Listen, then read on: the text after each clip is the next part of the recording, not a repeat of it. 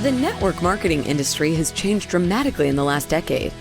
With the advent of social media, digital marketing, the rise of the influencer, and all the tech platforms that promise something extraordinary, how do you separate the helpful from the hype?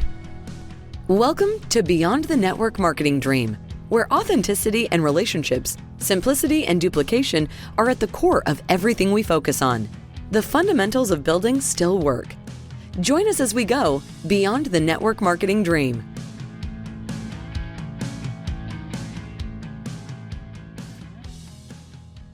Well, welcome everyone. I am with Gloria MacDonald, and Gloria, you are an experienced podcaster. I am new to this game and having a lot of fun. Excited to be with you. You are also not new to the network marketing industry. Decades of experience. You've built multiple times to six figures. That's exciting. And it's just great to be with you. And I know you recently have moved from Canada to Arizona. That's exciting. Yeah, thanks. Thanks, Patrick. It's great to be here with you too. But we had a very spirited conversation beforehand. And, it's the industry has changed so much, Gloria, and we'll dive into some of that spirited conversation that we had because the industry is changing so fast. Technology is exponentially changing everything. And so it's interesting to observe the fast pace and the difference of where we were a decade ago and where we are today and all the iterations of that seem to be taking place. Are you observing the same thing?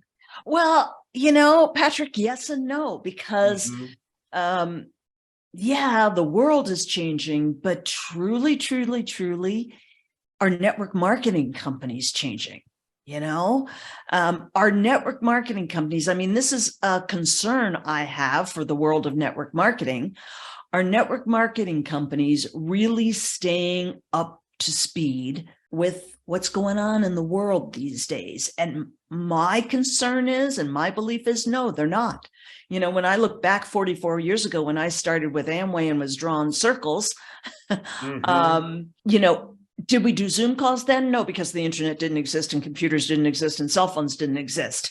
But, has it really changed? Like our network marketing companies, sure, they're using technology, to order online, but are we really teaching people to build differently? One of my things is, and this is not popular in the world of network marketing, but I'm totally transparent about it, is I believe gone are the days, absolutely gone are the days of putting all your eggs in one basket and, saying, I'm with ABC company and I will never, ever, ever build with another company. I know that's what every network marketing company wants us to do, but I think that's just downright foolish. That's like, putting all of your money in one stock, It's just the danger is some companies won't play that game either. And so you're joining a company and they're like, no, you're going to be loyal to us or we're going to cut your check. So there's also a risk in knowing what game you're in, right? Absolutely. But I think that's, from my perspective, and again, this is just my personal opinion, I think that's very small-minded of network marketing companies. I understand why they do it. They don't want to lose. I agree. But, I agree, but they're doing it. So it's a danger to the person that's not savvy on the ways of the industry, especially in this social day and age where everybody's posting everything publicly and they just go, oh, well, you didn't read our terms of service, you're out. And we'll take your genealogy and your organization, but we'll keep the check too. Yeah, absolutely. You have to know what your organization's terms and conditions say. You have to understand that and you have to be up with it. So that's an area where I think the industry needs to change. Yeah. And let's do a deeper dive on that change. So, the way I pose it to people and my kind of belief system is the fundamentals actually haven't shifted, but the environment has totally shifted. So the tools, the systems, how we're doing things, do you agree with that? Or do you think there should be a shift in the fundamentals of the business as well? Fundamentals being there is a relationship. It is about culture. It is about duplication and simplicity. Those are things that have existed for 50 years in a networking organization. Do you think those fundamentals should be shifting? Well, as you and I were talking about before we Yeah. started this officially, the challenge has always been in network marketing, how on earth do you get people to duplicate? Because I believe that the vast majority of people will not do, they'll never do what the leader in their company or the top 10 income earners in their company have done to get there. So, this is a pet peeve I have. It drives me bananas when I see people saying, oh, you can make six figures just fitting it in the nooks and crannies, working 10 hours a week. That's the biggest load of crap on the planet. You and I have both worked way more than 10 hours a week to get to where we got.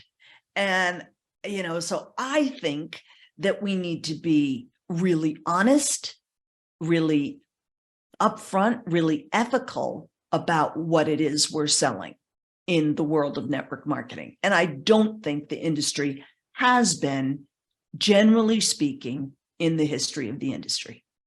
There's a great book out there, The 4 Disciplines of Execution, that was not written for network marketing. And it talks about the wildly important goal, the lead measure, and that the most difficult thing in a large organization of any kind, driving any lead measure, which let's take network marketing, the lead measure is prospecting and follow-up. You have to talk to people and you have to follow up. Would you agree with that basic premise? Yes, I would. Okay. So you got to be able to talk to people. However you do that, you got to talk to new people and you have to follow up consistently and somewhat effectively to convert those people, right? There has to be, whatever that may be. And the book goes on to say that the key to success is moving the 60% in the middle. And it resonated me within network marketing, because network marketing is not about finding a few studs that sell the masses on something blindly, the lemmings, if you will. It's genuinely, my perspective of it always was, and how I built a massive organization and made more millions than I could count, was I was able to get a large number of people to do something consistent on a regular basis. Now, did they all become ring earners, millionaire members, $100,000? Absolutely not. Right. But they absolutely could get a paycheck. And then they could make a decision at the next level. And that's how I built. And I know that's not what's happening a lot today. The numbers, the ratio of people that are getting thrown against the wall has gone exponential. Yeah.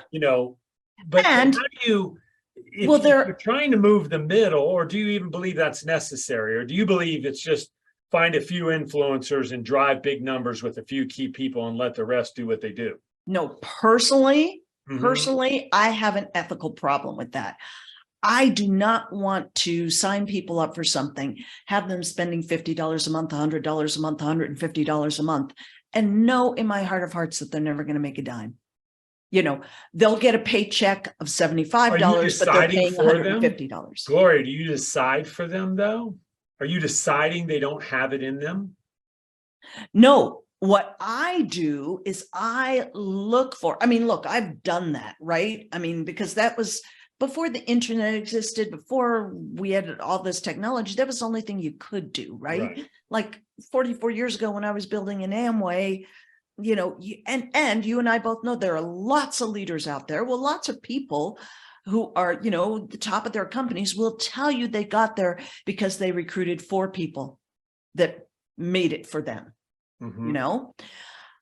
I have personally, it's just me personally, I'm not saying this is right or wrong. I'm not saying it's wrong to have built a team, because it's just what happens, right? You and I can't control human beings. Trust me, if I could control human beings, I'd be really rich, You'd be a dictator, you're saying. Yeah, right. But if you wanted to do such a thing, yeah.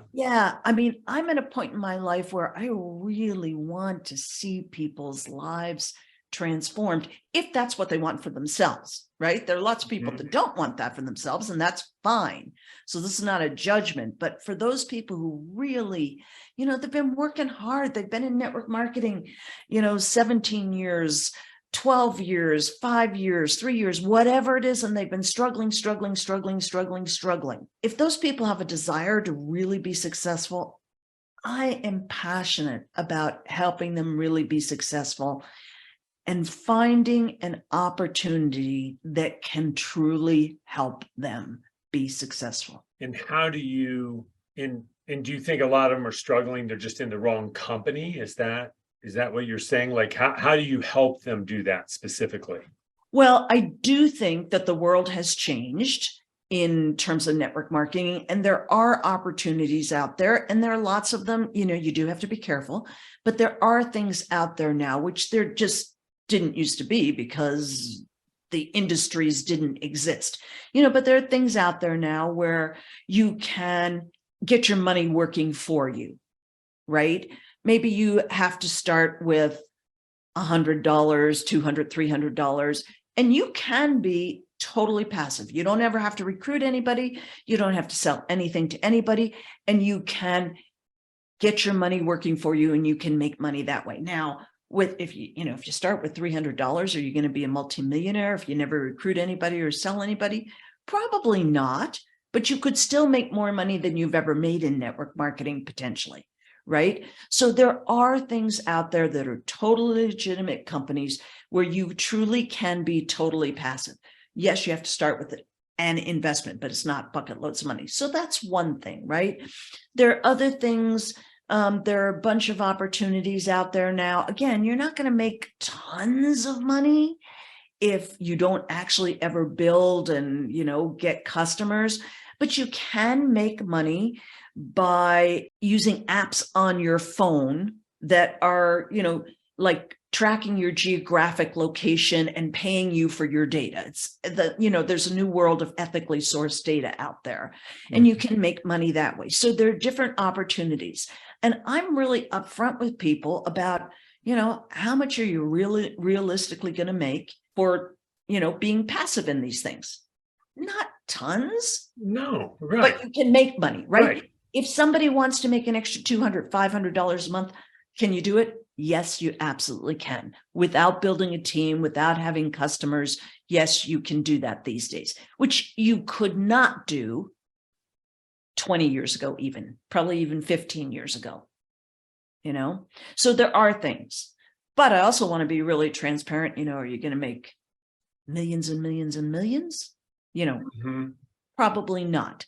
And so Gloria, are you primarily coaching people to how to find a vehicle or how to succeed within that vehicle? What's your primary focus as a coach today? And are you doing anything with enterprises, or kind of what's your training look like? Yeah, well, that's a great question, Patrick. And over the last year, my coaching has totally changed.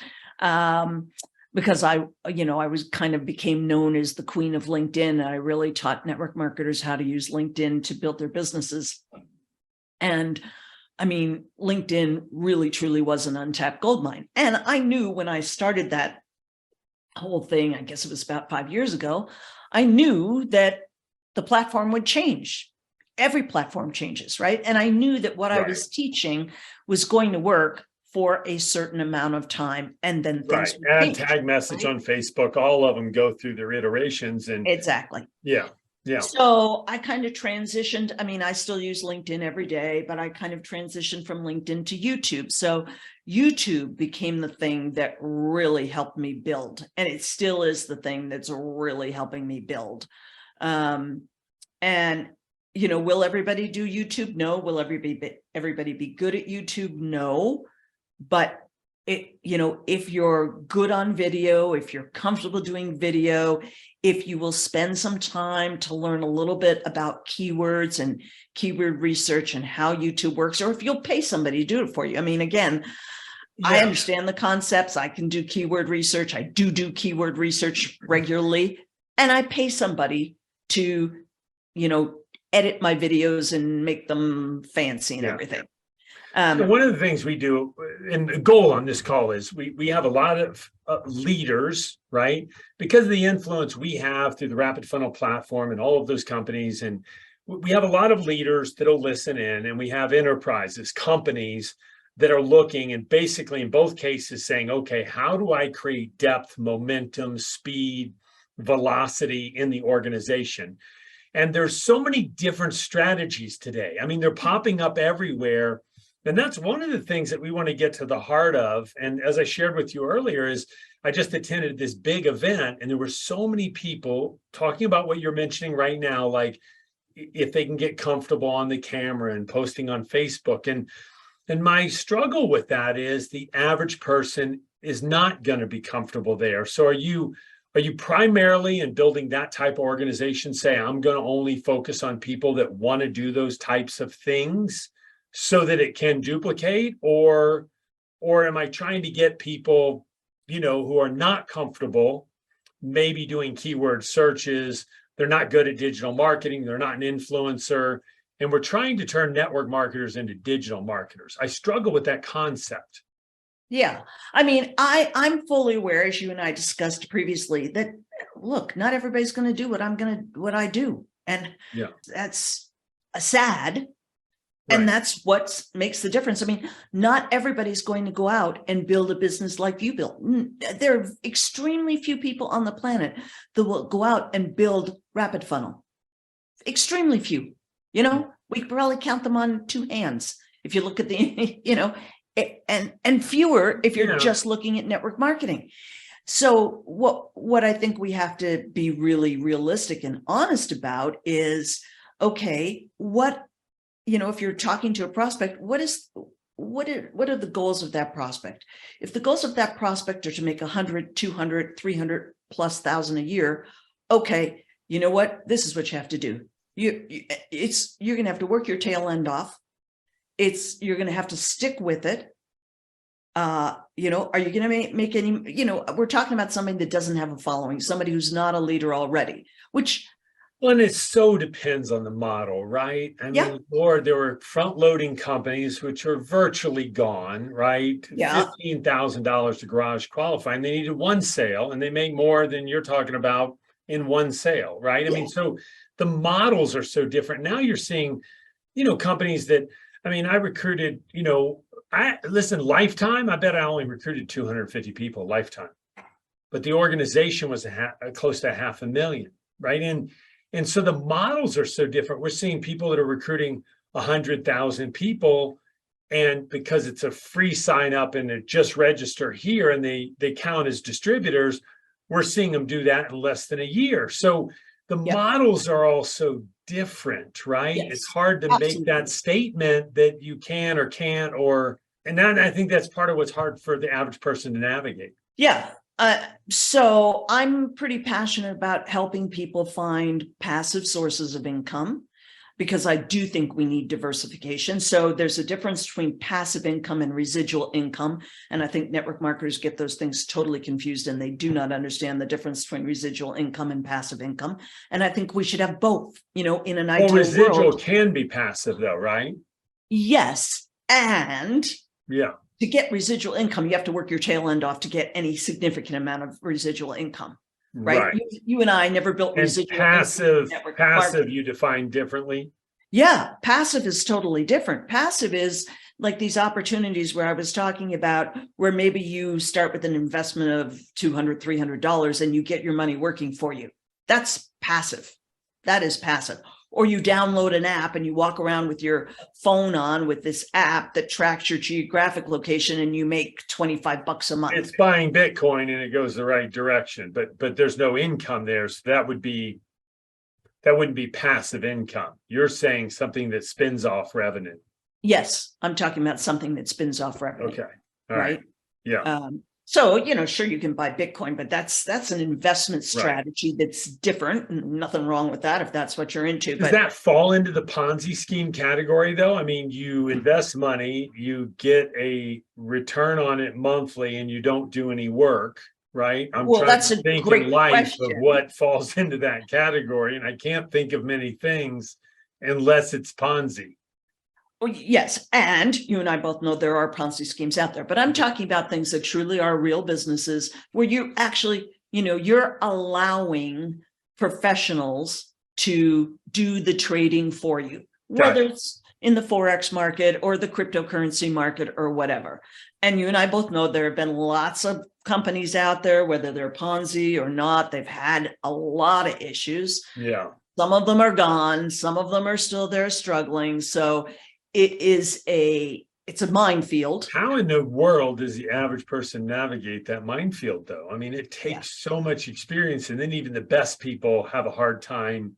I agree with It used to be that, who was I had on Rob Sperry last week, and Rob was saying, the number one thing in identifying a good company to go to work with is who is the leadership. And you and I were talking about a company earlier, like they don't disclose it. They do not want you to know who they are. You can't find them out. You can't.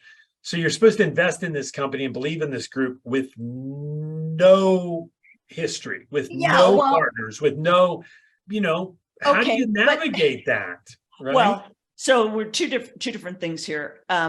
So in terms of, whether it's investing in cryptocurrency or Forex or, what the blockchain or whatever. Right. From that, which is totally different thing. But what I say to people is, look, never put more money into anything than you can afford to lose. Yeah. Right. If it's $1,000 and that's going to crush you, don't do it. Right. Yeah. Don't do it. So is there risk with those kinds of things? Absolutely. There's risk. But there's risks in the stock market. There's risk in, buying gold and silver because they go up and everything goes up and down, right? So that's one thing. And can you make money in legitimate companies? Yes, you can. And, just be smart. Like there are no guarantees. There's no guarantee in anything. You and I have both seen totally legitimate companies that were here and now they're gone. Whether it's network marketing or not network marketing, it happens, right? The thing about knowing the leaders of your company, knowing the owners of your company. Well, I think if you and I thought about our own personal experiences or the experiences of big leaders that we've known, I've been in situations where I thought I knew the owner of the company. I was in a company, It was a startup. I was one of the first people in it. I was constantly in the top 4 earners in the company. The owner called me every single day. Is that company still in existence? Right. No, So just because, and let's say you've got that was a legitimate company. It had issues, however, and, all kinds of things anyway. Didn't last long.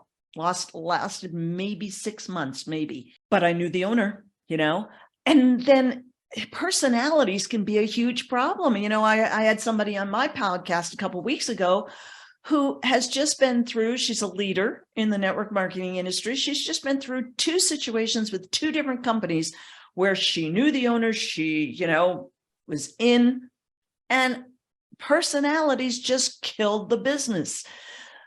I mean, we've all seen situations like that, whether it's the owner, or a group of owners, because a group of owners can have problems, they can have disagreements, or whether it's a group of top leaders and personalities. So personalities, knowing who the leader is, knowing who the owner is no guarantee of anything.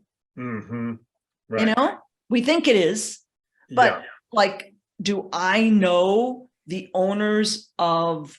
And that's part of your reason for diversification. That's part of your reason of saying, hey, and then how do you protect yourself then from, that company saying, hey, I mean, do you just try to only pick companies that disclose that you're allowed to do other things? Is that?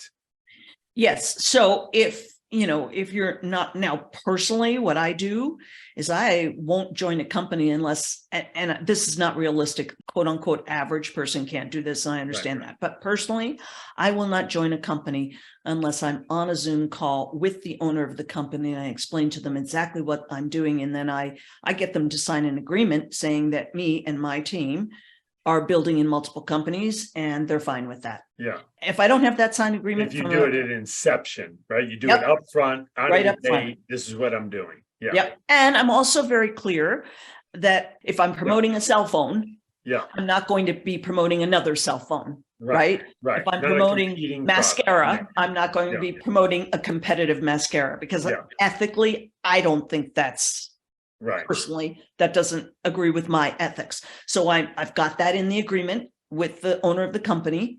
So I won't do anything until I've got that agreement signed by the owner of the company, and they're fine that both myself and my team members are building in multiple companies. And that's just what I do. And that's why I train people. Yeah, no, that makes sense. I mean, that makes sense. I think that one idea for certain people and certain situations, that's really powerful, right? But they got to get it up front.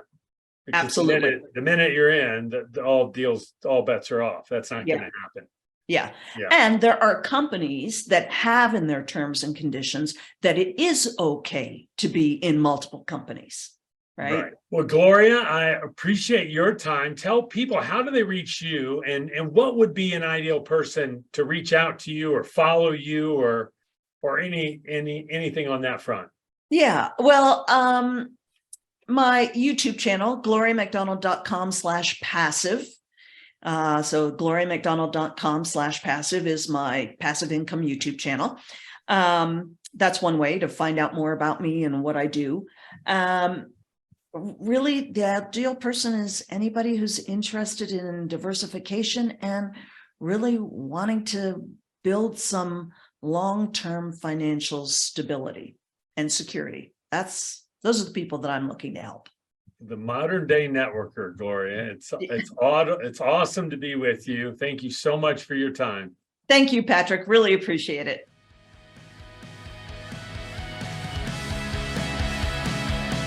Thank you for listening to Beyond the Network Marketing Dream with Patrick Shaw.